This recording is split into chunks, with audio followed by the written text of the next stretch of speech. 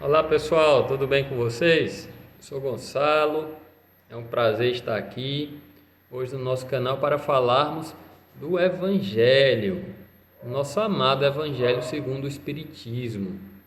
É o Consolador prometido que o nosso Senhor Jesus Cristo prometeu nos enviar e que veio a seu tempo para complementar o que o nosso Senhor nos falou, o que o nosso Senhor nos passou, né? E falar coisas novas que nós não estávamos preparados para receber há 2000 anos atrás, quando o nosso Senhor Jesus Cristo esteve encarnado entre nós. Então, hoje nós vamos estudar. Eu pedi orientação, tá? E me caiu esta página aqui, ó, que seja útil para nós. O capítulo 16, né, que fala da prova da riqueza, pessoal. Não se pode servir a Deus e a Mamon. O que é que ele quer dizer com isso? Que a gente não pode servir dois senhores. Ou a gente serve ao nosso Pai Deus, ou a gente serve, né, a materialidade, né, a questão da mentira, né, todos os pecados mundanos, né, os erros mundanos que a gente comete. Tem uma mosca aqui. Então, pessoal, esse capítulo é muito interessante porque, principalmente no nosso país, no Brasil, é uma situação que nos deixa bastante revoltados, né? A questão da riqueza, da desigualdade, né? E que isso não pode ser explicado em apenas uma encarnação. Se a gente pegar em uma encarnação, uma pessoa que nasce rico, já nasce com muito dinheiro, e uma pessoa que nasce na miséria, a gente não vai conseguir entender. Cara, mas como Deus é justo, é bondade, se uma pessoa nasce com tudo e outra pessoa nasce com quase nada? Muitas vezes sem ter nem o que comer, né? Então, em uma encarnação não dá para explicar isso. Aí se prova a pluralidade das existências, não é? A gente sabe que, por exemplo, uma pessoa que hoje está na miséria, é provável, é capaz de, nas encarnações anteriores, essa pessoa ter nascido, como a gente diz, em berço de ouro e ter usado mal a riqueza. Não é verdade?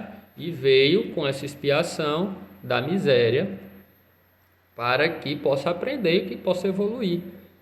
Posteriormente, ela vai vir de novo com a prova, dessa vez com a prova da riqueza novamente, para que faça bom uso, né? E por que a gente fala prova? A riqueza é uma prova, porque são talentos que nos são emprestados pelo nosso Pai. E nós temos que fazer bom uso desses talentos, não é? Aqui a lição do Evangelho segundo o Espiritismo, ela fala da parábola dos talentos. Acho que a maioria de vocês conhecem, né? A parábola dos talentos. Conta a história de um senhor que ia viajar e juntou 3 servos, né? E entregou a cada servo uma quantidade de talentos. Ao primeiro entregou 5, ao segundo entregou 2 e ao terceiro entregou 1 talento. E viajou. Quando ele retornou, ele pediu conta dos talentos. Então ele chegou para o servo que ele tinha entregue 5 talentos e pediu conta. O servo que falou assim: olha, senhor, eu coloquei meus talentos no banco e esses talentos renderam mais 5 talentos. Toma 10 talentos. E o Senhor falou: servo bom e fiel.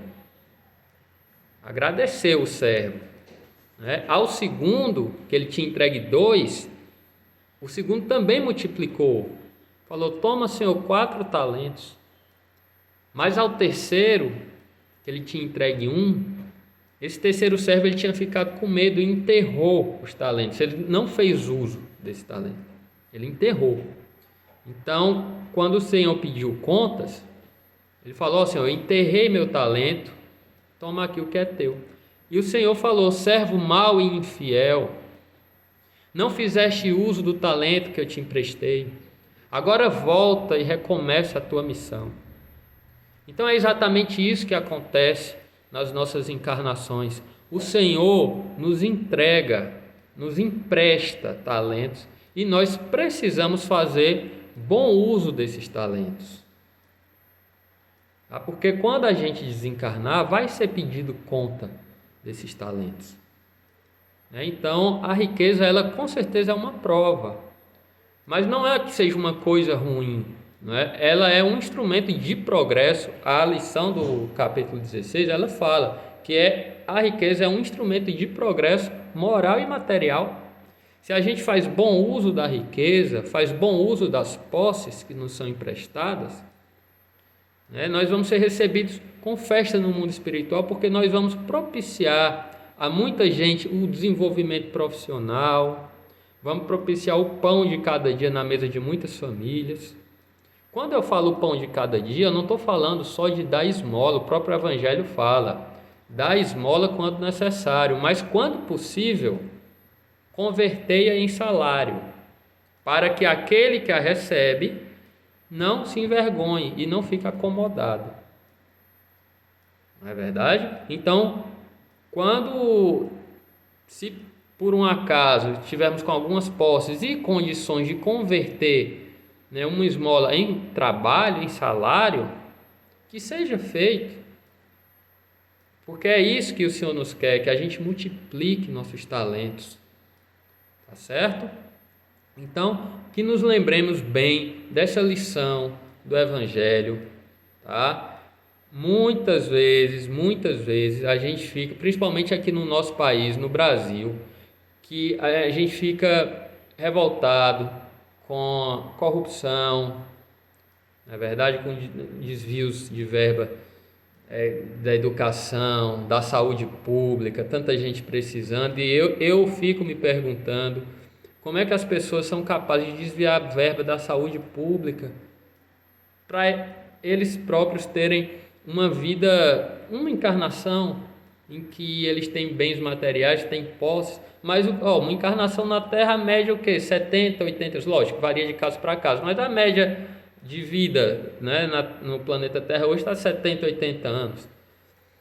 Então, o que são 80 anos frente a encarnações inúmeras que nós já vivemos e que nós viveremos ainda, séculos e séculos que já passaram e a eternidade que temos pela frente? O que são 80 anos?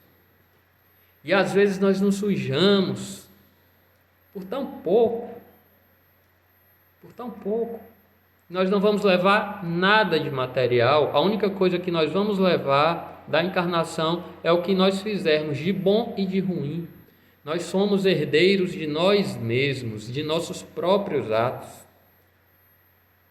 O que é de material vai passar de mão em mão, né? E nem nossos filhos a gente sabe se vai ficar com o que a gente vai deixar. Tá bom?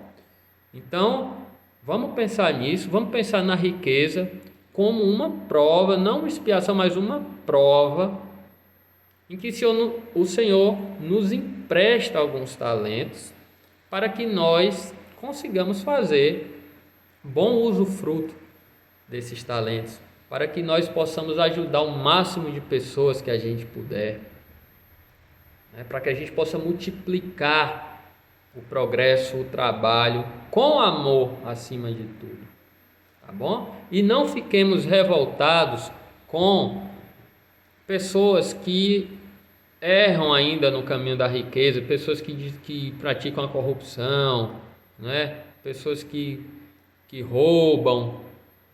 Tá? Não fiquemos revoltados, porque, como eu falei, cada um é herdeiro de si mesmo, cada um vai colher o que planta, e não cabe a nós julgar.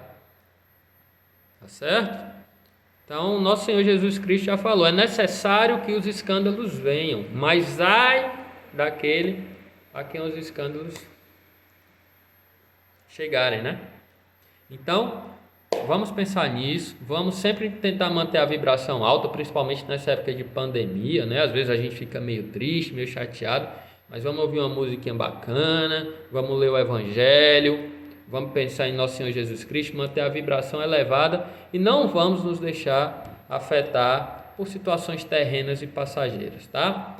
Um grande abraço, até semana que vem com outro tema do nosso amado Evangelho.